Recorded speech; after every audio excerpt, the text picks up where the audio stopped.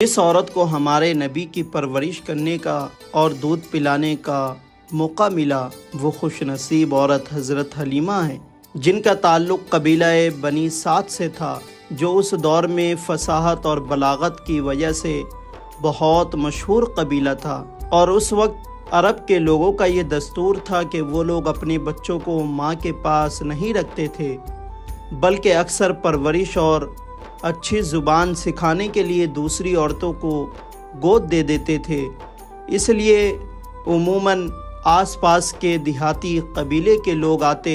اور بچوں کی پرورش کرنے کے لیے اپنے ساتھ لے جاتے، اور اس کے بدلے انہیں پیسے اور انعامات ملتے۔ تو اسی طرح قبیلہ بنی سعد کی 10 عورتیں عرب کی طرف اس آس میں نکلی کہ چلو عرب سے ہم کچھ بچوں کو اپنے ساتھ لے کر آتے ہیں، ان کی پرورش کریں گے تو ان کے ماں باپ ہمیں انعام دیں گے، کیونکہ اس وقت قبیلہ بنی سعد کی حالت بہت خراب تھی۔ قحط سالی کا زمانہ تھا،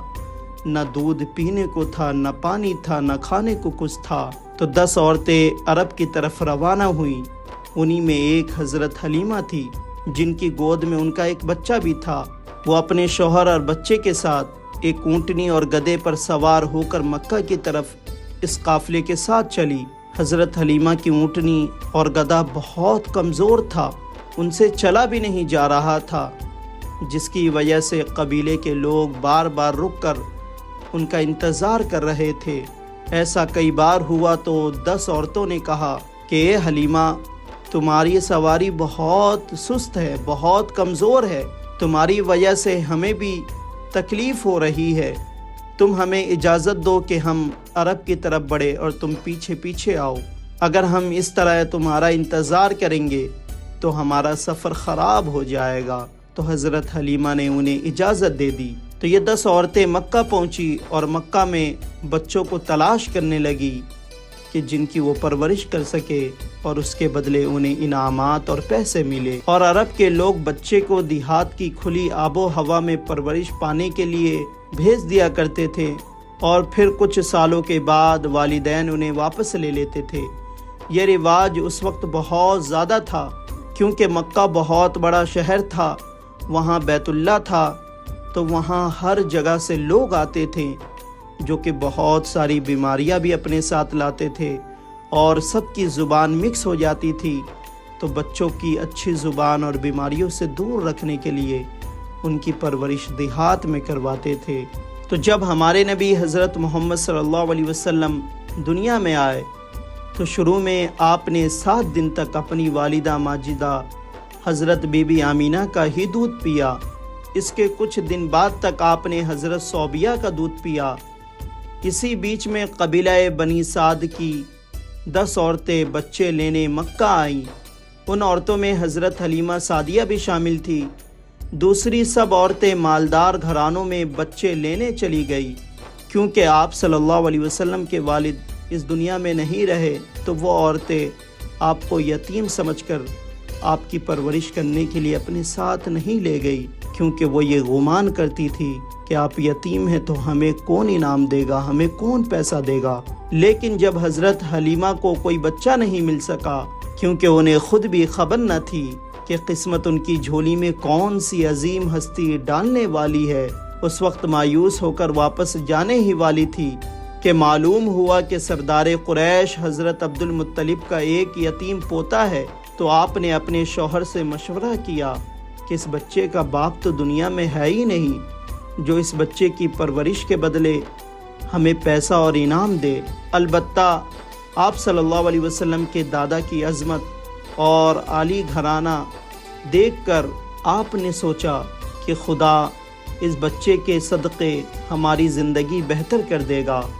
شوہر نے کہا کہ کوئی بات نہیں، اس بچے کو ضرور لے لو، خالی ہاتھ جانا اچھا نہیں ہوگا۔ حضرت حلیمہ فوراً جا کر ننھے حضور صلی اللہ علیہ وسلم کو لے آئیں۔ انہیں کیا خبر تھی کہ یہ بچہ دین و دنیا کا سردار ہے، اور انہیں دودھ پلا کر وہ ہمیشہ کی سعادت اور عظمت حاصل کر لے گی،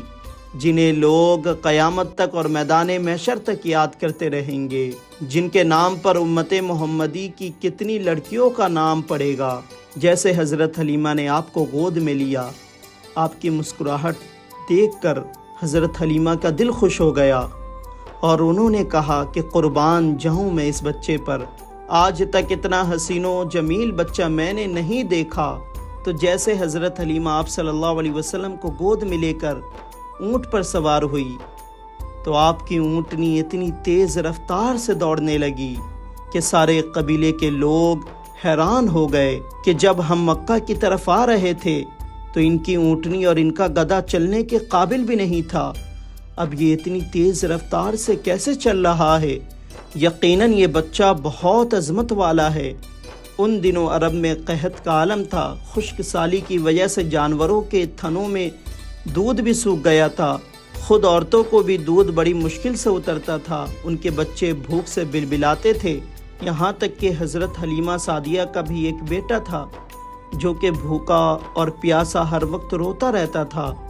حضرت حلیمہ کا بیان ہے کہ جس دن میں نے سرور کائنات کو گود میں لیا ہماری حالت بالکل بدل گئی، میری خشک چھاتیوں میں دودھ اتر آیا اور ہماری اونٹنی کے تھن بھی دودھ سے بھر گئے۔ دونوں بچوں نے خوب سیر ہو کر دودھ پیا اور ہم نے بھی خوب اونٹنی کا دودھ پیا۔ جب مکہ سے چلنے لگے تو ہمارا مریل گدھا جو سارے قافلے سے پیچھے چلتا تھا بہت تیز رفتاری سے چلتا ہوا سارے قافلے سے آگے چلنے لگا۔ میرا شوہر اور قافلے کے دوسرے لوگ بار بار یہی کہتے تھے کہ یہ بچہ بہت برکتوں والا ہے اور حضرت حلیمہ بہت خوش قسمت ہے کہ ایسا سعادت مند بچہ انہیں ملا۔ جب ہم اپنے گھر پہنچے تو ہماری بکریوں کے تھن بھی دودھ سے بھر گئے، گاؤں کے دوسرے جانوروں کا دودھ خشک تھا، لوگ ہماری حالت پر رشک کرتے تھے کہ آخر کار سب گھر والے حضرت حلیمہ کے جانوروں کے ساتھ اپنے جانوروں کو بھی چرانے لگے۔ پھر حضرت حلیمہ اور حضرت حلیمہ کے گھر والے اور پورا قبیلہ آپ صلی اللہ علیہ وسلم پر جان قربان کرنے لگے اور آپ صلی اللہ علیہ وسلم کی پرورش محبت اور شفقت سے کرنے لگے، کیونکہ آپ صلی اللہ علیہ وسلم کے آنے سے اس قبیلے میں خوشیاں پھیل گئی،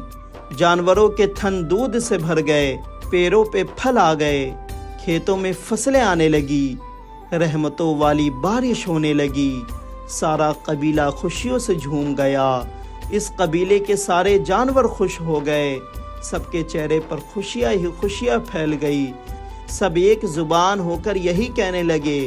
کہ یہ بچہ بہت برکتوں والا ہے، ہم بہت خوش نصیب ہے کہ ہمارے قبیلے میں ایسا بچہ پرورش پانے کے لیے آیا ہے۔ تو یقیناً ہمارے نبی سے جن چیزوں کو نسبت ہو جاتی ہے وہ سب بھی خوش نصیب اور قسمت والے ہو جاتے ہیں، کیونکہ ہمارے نبی کی ذات بہت اعلیٰ ہے۔ اللہ کا شکر ہے کہ اللہ نے ہمیں اپنے نبی کا امتی بنایا۔